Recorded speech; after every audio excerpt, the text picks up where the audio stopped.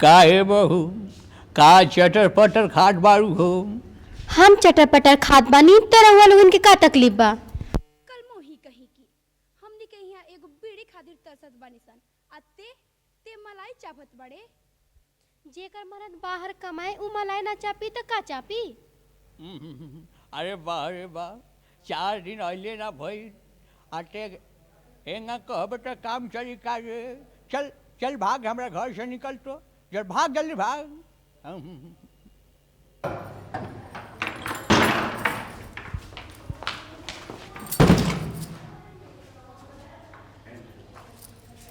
का हो सकी इतना लाल पीला के कहाँ जात बाड़ू।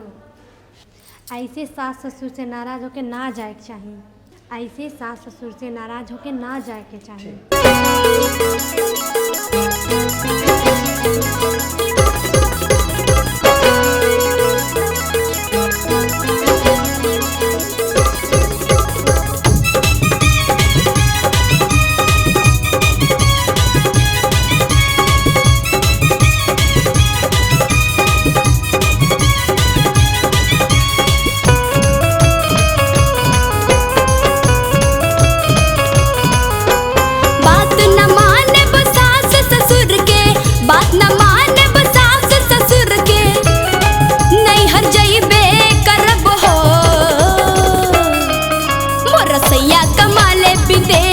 अलगा रहबे करब हो हमारा राजा कमाले विदेश अलगा रहबे करब हो।